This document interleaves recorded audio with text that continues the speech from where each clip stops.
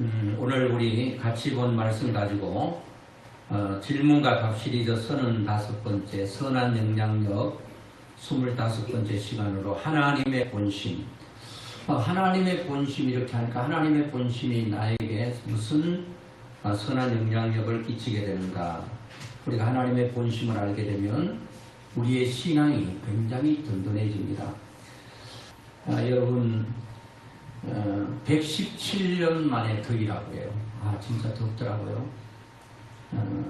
여름에는 왜 이렇게 덥느냐, 그렇게 물을 필요가 없습니다. 왜?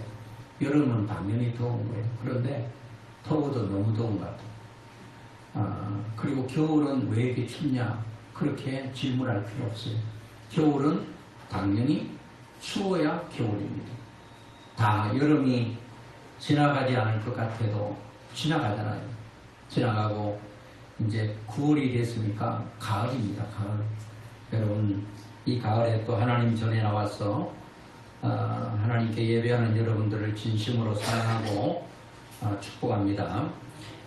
옛날 우리 한국에 자동차가 별로 없었을 때 한 트럭 운전기사가 못이 추운 겨울날 차를 몰고 시골길을 달리고 있는데 한 시골 아주머니가 등에 아기를 업고 걸어가는데 보니까 너무너무 추워서 비틀비틀 걷는 모습이 곧 쓰러져 죽을 것만 같아 보였습니다. 그 트럭 운전사는 차를 세우고 아줌마 너무 추운데 이 트럭에 타고 가십시오. 그런데 그 아기부터 먼저 주십시오. 그러면서 아기를 먼저 태우고 차가 서서히 출발을 했습니다. 그때 그 아기 엄마가 빈사 상태에 이르렀던 아기 엄마는 아기를 빼앗기는 줄 알고 막 트럭 뒤를 따라오면서 내 아기 달라고 그렇게 따라왔습니다.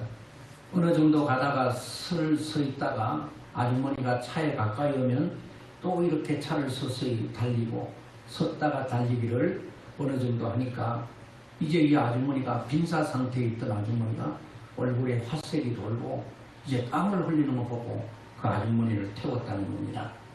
오늘 처음에는 이 아주머니는 아기가 트럭 기사인데 빼앗긴 줄 알았습니다. 그런데 이 트럭 기사의 본심이 있었습니다.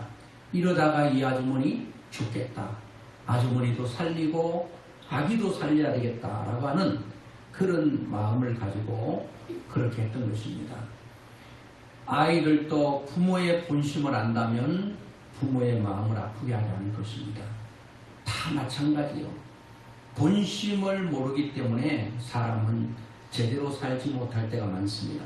오늘 본문에 보면 바벨론 느부갓네살 왕이라고 하는 사람이 있는데 그 느부갓네살 왕이 예루살렘을 침공했습니다. 그래서 하나님의 백성인 이스라엘 백성들이 그 바벨론이 끌려가서 포로로 너무나도 힘들게 노예로 인간 취급받지 못한 삶을 살아가고 있습니다. 하나님이 이스라엘 백성들을 사랑하시는데 왜 이스라엘 사랑하는 이스라엘 백성들이 바벨론이라고 하는 나라에 침공을 받아서 그 하나님이 사랑하는 백성 이스라엘 백성들이 거기서 노예보다도 더 못한 인간 이하의 취급을 당하면서 살았느냐. 그것은 이스라엘 백성들이 하나님이 싫어하는 우상과 다른 신을 섬기니까. 얘들아 그러지 말아라. 하나님께서 타이르고 또 타일러도 그들은 말을 듣지 않았습니다. 그래서 하나님께서 어쩔 수 없이 매를 들었습니다. 이거를 우리 신학교에서는 징계라 이렇게 표현하는데 징계라고 하는 말은 하나님께서 매를 들고 때리신다 그런 말이에요. 하나님께서 우상을 섬기고 다른 신을 섬기면 안 되는데 이스라엘 백성들이 그렇게 끊임없이 하나님을 얼굴을 하나님께 얼굴을 돌리고 우상을 섬기니까 그러지 마라 그러지 마라 한 번 두 번 타이른 게 아니고 끊임없이 타이러도 안 되니까 하나님께서 더 이상 두고 보실 수 없어서 매를 들었어요. 그래서 하나님께서 때렸다는 거예요. 그런데 이스라엘 백성들은 이렇게 하나님께 따져 묻습니다. 하나님께서 우리를 사랑하신다고요. 사랑하시는 것이, 우리를 이렇게 때리는 것이 우리를 사랑하는 것입니까? 이렇게 바벨론의 침공을 받아 노예 생활하는 것이 하나님이 진짜 우리를 사랑하신다는 말입니까? 하나님께서 한번 말씀해 보세요. 이런 이스라엘 백성들은 바벨론의 침공을 받아 큰 슬픔과 고초를 겪고 있으면서 그래서 이스라엘 백성들의 마음은 근심과 걱정으로 가득 차 있었다는 거죠. 이때 외쳤던 선지자가 오늘 성경에 나타나 있는 에레미야 선지자가 멸망해가는 민족의 운명 앞에 큰 소리로 비탄의 노래, 탄식의 노래, 슬픔의 노래, 이 애가가 슬픔의 노래라는 뜻이잖아요. 슬픔의 노래. 멸망해가는 자기 민족을 바라보면서 슬프게 울면서 외친 메시지가 바로 에레미야 애가라고 하는 거죠. 하나님은 이런 에레미야 선지자를 통해 당신의 사랑하는 백성인 이스라엘 백성, 오늘날로 말하면 우리를 향해서 하나님의 본심을 전하고 있는 것입니다. 에레미야를 통하여 하나님의 본심, 하나님의 본 마음이 어떤가를 이스라엘 백성들에게 알려주고 있다는 거예요. 오늘 여러분 이스라엘 백성들에게만 하나님의 본심, 하나님의 본 마음을 알리는 게 아니라 오늘 이 시대, 오늘 지금 이 순간 여러분과 저에게 하나님의 마음은 이거다, 본심을 알려주고 싶은 거예요. 오늘 설교를 들을 때 여러분들이 하나님의 본심이 이거였구나 라고 깨달을 수 있다면 설교를 잘한 것이고 잘 들으십니다. 아무리 설교를 잘해도 잘못 들으면, 귀담아 듣지 못하면, 덤성덤성 들으면 또다시 이 하나님의 본심에서 벗어날 수 있다는 거예요. 그래서 여기서 하나님의 본심의 원어를 보니까 레버 이렇게 되어 있는데, 마음, 정신, 의지, 이해력, 본래 가지고 있는 마음, 본래 가지고 있는 마음, 진짜 속마음, 진짜 속마음이 뭐냐? 이게 본심이에요. 하나님께서 가지고 있는 진짜 본심이 뭐냐? 하나님이 기뻐하시는 마음, 이것을 본심이라 이렇게 표현했습니다. 그러므로 하나님의 본심, 본 마음은 우리가 고생하며 근심하는 것이 아니라는 것입니다. 그럼 하나님의 진짜 본 마음 무엇일까요? 그의 답은 오늘 본문 읽은 32절 우리 같이 한번 보겠습니다. 시작. 그가 비록 근심하게 하시나 그의 풍부한 인자하심에 따라 긍휼히 여기실 것입니다. 여러분, 하나님께서 우리를 향한 친절, 자비, 사랑이 무한히 크고 차고 넘친다는 거죠. 우리 하나님은 우리가 고생과 근심 가운데 있을 때 사랑하는 자녀인 우리가 불쌍해서 두고 보지 못한다는 거예요. 그래서 오늘 22절, 23절에 여호와의 인자와 긍휼이 무궁하심으로, 여기는 예레미야 예가 3장 22절, 23절 우리 같이 보겠습니다. 여호와의 인자와 긍휼이 무궁하심으로 우리가 진멸되지 아니함이니이다. 이것들이 아침마다 새로우니 주의 성실하심이 크시도소이다. 우리를 향한 하나님의 사랑, 자비가 무궁무진하다.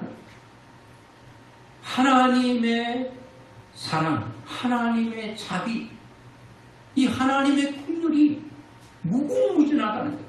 끝이 없다는 거예요. 또한 하나님, 우리를 향한 하나님의 사랑이 그 무궁무진하고 그리고 자비하고 긍휼하심이 무궁무진하면서 그것이 한결같다는 거예요. 한결같아.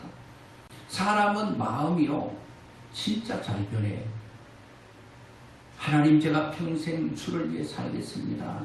결심과 다짐을 하고 그게 오래 못 가요. 여러분, 지금까지 우리가 꾸준하게 신앙생활 잘하고 있다는 것은 여러분 내 의지도 물론 있지만 그것보다 하나님의 긍휼하심과 자비가 또 하나님의 사랑이 우리를 이끌어가기 때문에 우리가 신앙생활을 하고 있는 것입니다. 사람은 들쭉날쭉합니다. 그리고 여러분, 마음의 감정이 업다운이 너무 심하다는 거예요. 금방 좋았다 금방 싫어지고, 금방 웃었다 금방 화내고. 여러분, 이게 꼭 이 우울증 환자들, 조울증 환자, 금방 좋았다 금방 나빠지는 그런 사람들, 병적인 병에 걸린 사람들 뿐만 아니라 그렇지 않은 사람들도 너무나도 결심들이 약할 때가 많다는 거예요. 이게 사람입니다. 근데 하나님은 그 사랑, 그 긍휼, 그 자비가 한결같다는 거예요. 어제나 오늘이나 영원토록 변치 않는.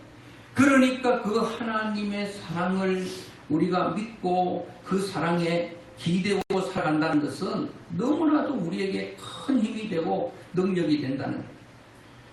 그런데 하나님은 하나님께 있는 무궁무진하고 한결같은 사랑과 자비를 매일 아침마다 부어주신다는 거예요. 이게 어제로서 끝나는 게 아니에요. 하나님의 사랑이 한 달 전에 끝나는 게 아니에요. 유효기간이 끝나는 게 아니에요. 유통기간이 있는 것도 아니에요. 매일매일 아침마다 부어주시는데, 매일 아침마다 새롭게 또 부어주시는 거예요. 여러분, 저는 날마다 하나님께서 새 힘을 주신다, 그 말을 믿어요. 여러분, 사람이요, 어제 너무너무 몸이 좋았다가 그 이튿날 안 좋을 수가 있어요. 독수리 날개치며 올라가는 새 힘, 어제의 힘으로 오늘을 못 살아갑니다. 오늘 힘으로 내일을 살아갈 수가 없습니다. 하나님께서 매일 매 순간 우리에게 힘을 주셔야 그 힘으로 살아갈 수 있는 것입니다. 그래서 하나님의 자비, 하나님의 사랑이 매일 아침마다 부어진다. 그것이 날마다 새롭게 부어진다. 왜 하나님께서 이렇게 아침마다 사랑과 자비를 우리에게 부어주시는가? 우리가 결코 소멸되거나 망하지 않도록 하기 위해서 계속 하나님께서 부어주신다, 그런 말씀입니다. 자, 우리 하나님 말씀 예레미야 29장 10절 한번 11절 한번 같이 보겠습니다. 여호와께서 이와 같이 말씀하시느니라. 바벨론에서 70년이 차면 내가 너희를 돌보고 나의 선한 말을 너에게 성취하여 너희를 이곳으로 돌아오게 하리라. 여호와의 말씀이니라. 너희를 향한 나의 생각을 내가 아나니 평안이요 재앙이 아니니라. 너희에게 미래와 희망을 주는 것이니라. 여러분, 이스라엘이 하나님 말씀에 불순종하여 죄를 지음으로 인하여 하나님의 징계, 하나님의 채찍을 맞을 수밖에 없는 자리에 섰습니다. 그래서 하나님은 이스라엘 백성들의 매를 들고 때렸습니다. 그런데 하나님께서 때린 이유가 그들을 위해서 그렇다는 거예요. 그 이스라엘 백성들은 왜 때리시냐고, 왜 우리를 힘들게 하냐고 하나님의 본심을 몰랐습니다. 그런데 하나님께서는 바벨론 포로 70년이 끝나면 다시 돌아오겠다. 너희들이 깨닫고 회개하고 돌이키면 70년이 지나면 반드시 돌아와서 고국으로 돌아와서 귀환하게 될 것이다. 그러면서 하나님의 진심, 기뻐하시는 마음과 생각이 무엇인지를 말씀해 주는데, 너희를 향한 나의 생각을 내가 안다. 너희를 향한 나의 생각을 너희들이 몰라도 내가 아는데 평안이요 재앙이 아니다. 너희에게 미래와 희망을 주는 것이다. 하나님의 본 마음, 진심과 생각은 재앙이 아니다는 거예요. 여러분, 예수 믿다가 뭐 좀 어려움이 있으면 왜 하나님은 내가 신앙생활 잘하는데 이런 재앙을 주시고 환난을 주시고 고난을 주시느냐, 이렇게 묻는 사람들이 많거든요. 하나님은 분명히 말했습니다. 내 진심과 생각은 재앙이 아니라는 거예요. 고난이 아니라는 거예요. 너희의 인생의 눈물과 아픔이 아니라 너희에게 평안. 사람이 마음이 평안하면 살만 나잖아요. 뭐 돈이 비록 좀 많지 않더라도 마음이 편해야 돼요. 여러분, 돈은 있는데 뭐 권력은 있는데 마음이 편치가 못해. 마음이 너무 괴로운 사람이 있어요. 그런 괴로운 사람입니다. 그리고 하나님이 주시는 것은 소망이 넘치는 미래를 주는 것입니다. 미래의 소망이 없으면 오늘 고난을 못 이긴다는 거예요. 여러분, 믿음의 사람은 내일에 대한 소망이 있어야 됩니다. 미래. 하나님은 끊임없이 우리에게 미래에 대한 소망을 주신다는 거예요. 그리고 지금 우리의 삶은 평안을 주신다는 거예요. 속마음이라는 거예요. 하나님은 여러분들에게 뭘 주는 게 속마음이라고요? 평안. 그리고 하나님의 속마음이 뭐라고? 미래에 뭘 주는 것? 소망을 주는 것. 오늘 비록 여러분 오수리굴은 아니고 두더지가 들어가 사는 집처럼 너무나도 지하에 또 지하에 습하고 어렵게 살지만 그래도 내일은 빛나는 귀한 삶이 내 앞에 펼쳐진다면 오늘 그런 삶을 이길 수 있습니다. 아무리 몸이 아파도 내일은 내 몸이 건강해질 거라고 믿으면 소망이 있으면 힘을 냅니다. 그런데 오늘 내가 몸이 좋아도 내일은 내 몸이 안 좋을 거야.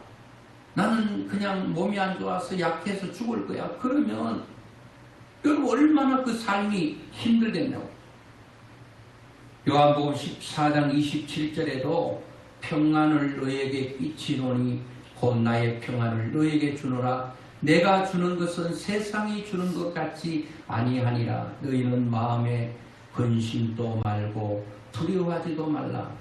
하나님은 사랑하는 자녀인 우리에게 하나님의 평안을 준다고 말합니다.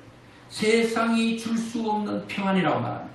세상의 평안은 보이는 것이 있을 때 평안이고 보이는 것이 사라질 때 평안도 같이 사라지는 것이지만 하나님의 평안은 내 세상에 보이는 것과 상관없이 내 마음에 든든하게 자리 잡는 것, 그것이 평안이라는 겁니다.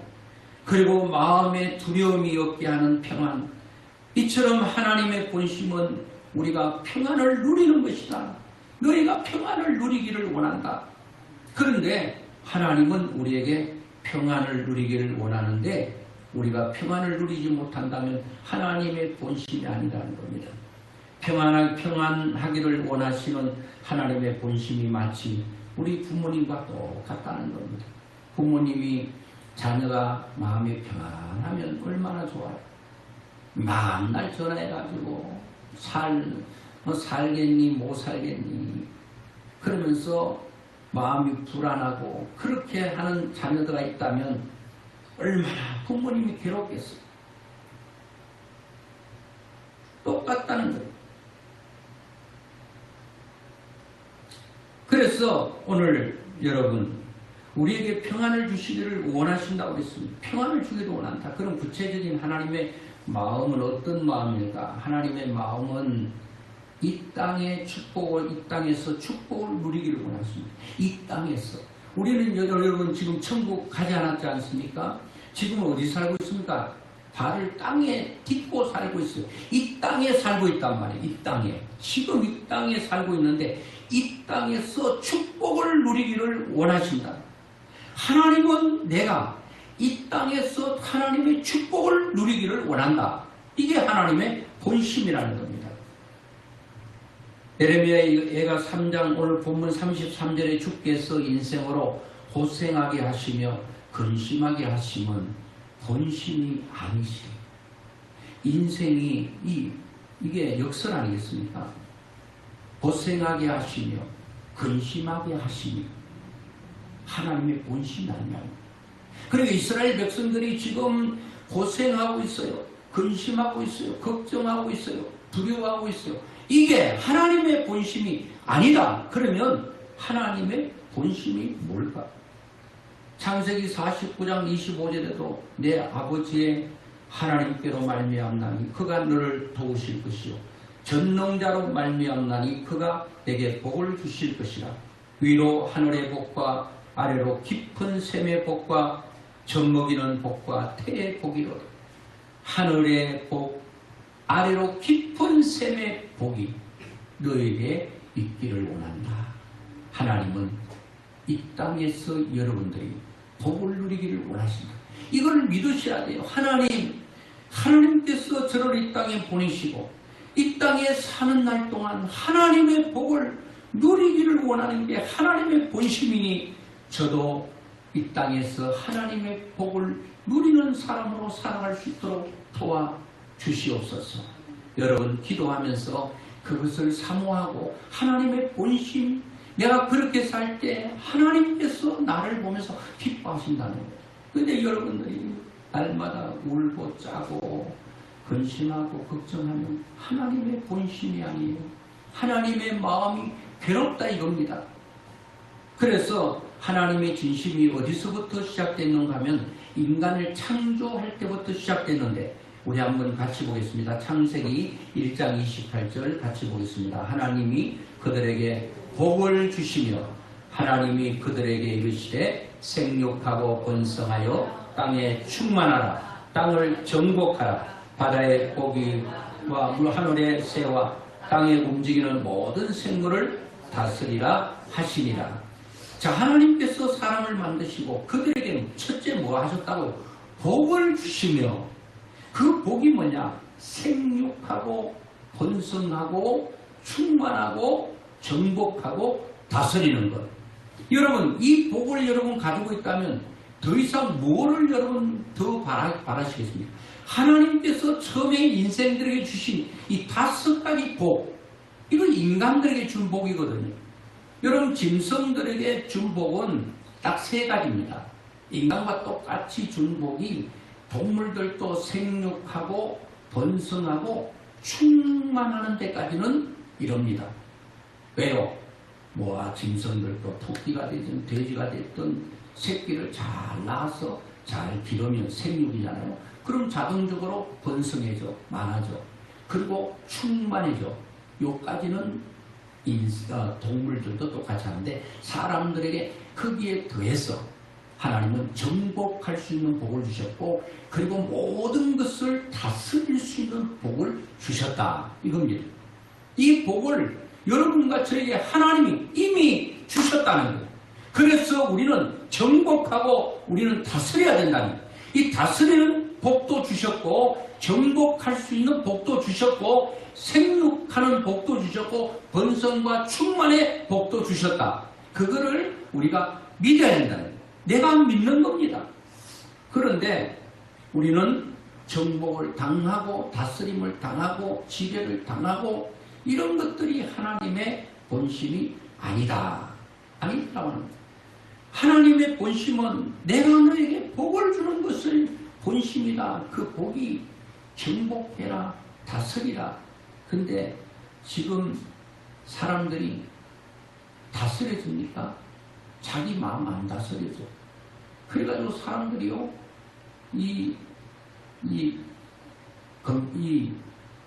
뭡니까? 화내는 거. 요즘 화내는 그런데, 엄청, 다스리지 못하는 사람들이 많거든요. 그러니까 안 다스려진다는 거예요. 못 다스린다는 거예요. 뭘 정복해보려고 정복이 잘 안 된다는 거예요. 그래, 짐승들은 이게 정복과 다스림이 잘 안 되니까 하나님께서 스스로 다스리줘요. 저 정글 같은데, 여러분, 이 먹이 사슬 그 구조가요, 잘 형성돼야지, 힘 있는 놈이 다 잡아먹어버리면 어떡하겠어요? 그러니까 하나님께서 그 개체수를 다 하나님께서 알아서 맞추십니다. 그들이 조절을 못합니다. 자, 하나님의 본심이 바로 우리가 이 땅에서 하나님의 자녀들이 복을 누리기를 원하시는 것, 그것이 하나님의 본심이다. 이렇게 말씀하고 있습니다. 복음주의 설교자요 작가인 윌리엄 거슬이라고 하는 분은 하나님은 우리들의 삶이 기쁨의 노래가 되기를 원하신다. 그렇게 말합니다.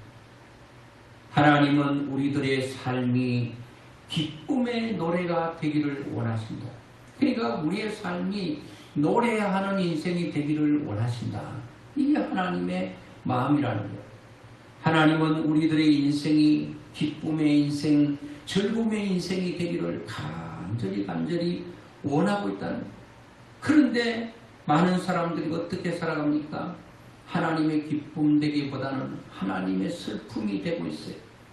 하나님의 즐거움이 되기보다는 하나님의 괴로움이 되는 사람들이 많다. 하나님의 우리의 삶을 볼 때에 마음에 큰 아픔이 있는 사람들이 많을 거예요. 왜? 여러분들이 근심과 걱정과 그런 고통 가운데 살면은 하나님께서 그러시다라고 하는 것입니다.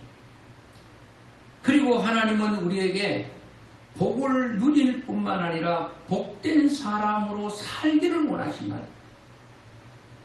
복을 누리는 사람이 복된 사람으로 살기 원하는데 하나님께서 첫 번째 사람 아니고 믿음의 사람 아브라함에게 이렇게 말합니다. 창세기 23장 2절에 아브라함에게 가축과 은과 금이 풍부하였더라. 하나님은 아브라함에게 가축과 은금이 풍부한 복을 주셔서 땅의 축복을 누리도록 해주셨고, 이삭에게도 창세기 26장 12절로 13절 이삭이 그 땅에서 농사하여 그 해에 100배나 얻었고 여호와께서 복을 주심으로 그 사람이 창대하고 왕성하여 마침내 거부가 되어 하나님은 이삭에게 농사를 지었는데 100배의 은혜를 주셨다. 이 말씀은 너무 많죠. 다윗에게도 시편 23편 1, 2절에 여호와는 나의 목자시니 내가 부족함이 없으리라.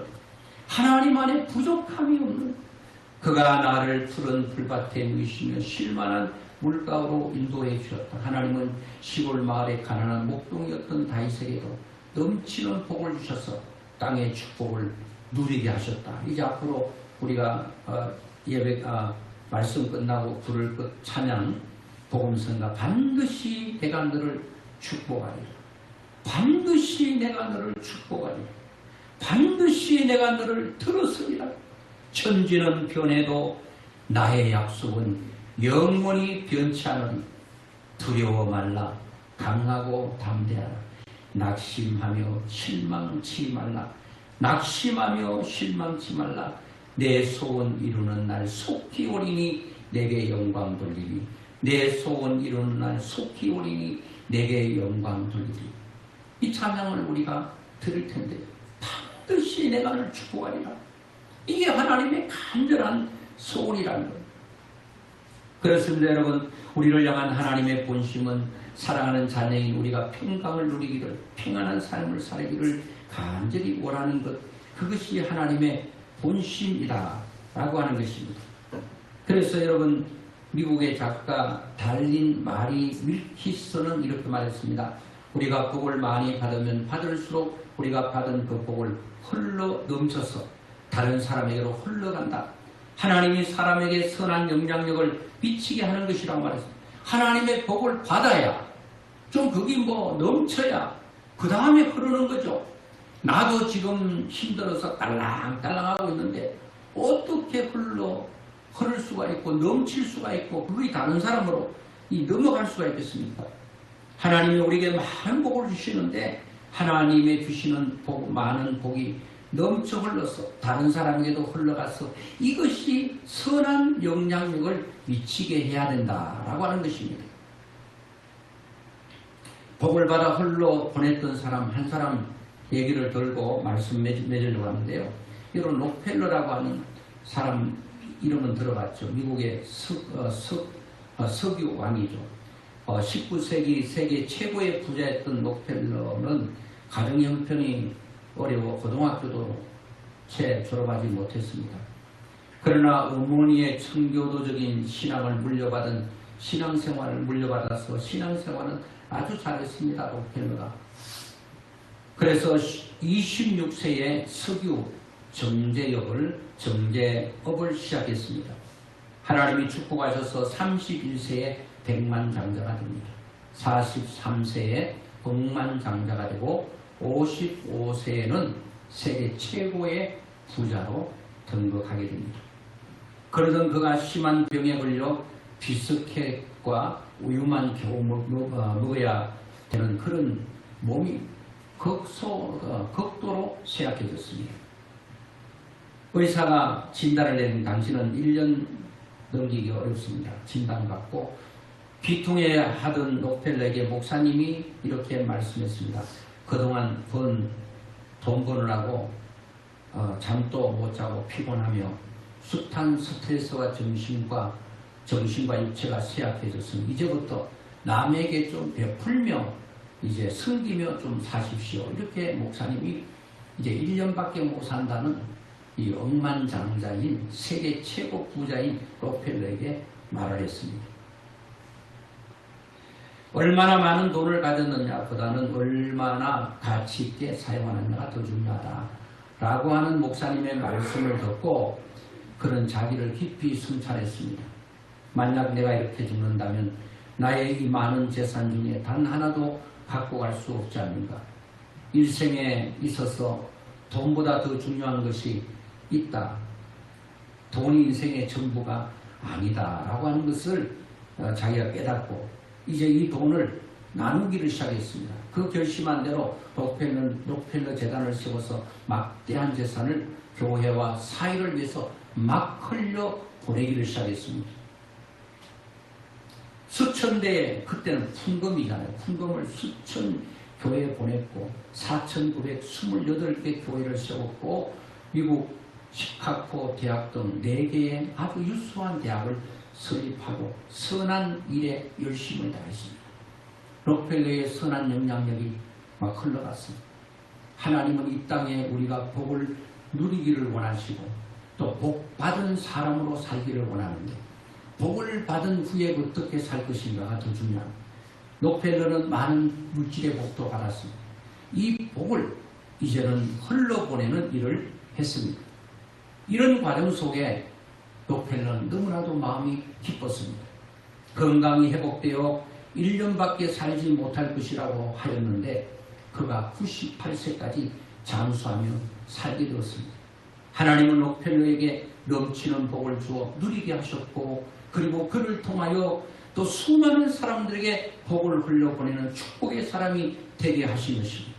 오늘 여러분 우리를 향한 하나님의 본심은 우리로 하여금 축복의 사람이 되기를 원하는 하나님의 본심은 우리가 이 땅에서 평안을 누리며 사는 것 이것이 하나님의 본심인 줄 알고 여러분과 제가 그렇게 살 때 하나님의 마음이 아주 기뻐하시는 것 여러분이 이 땅을 살면서 평안도 없고 복도 못 받고 울며 짜고 그렇게 살아가면 하나님의 마음이 아프다는 겁니다.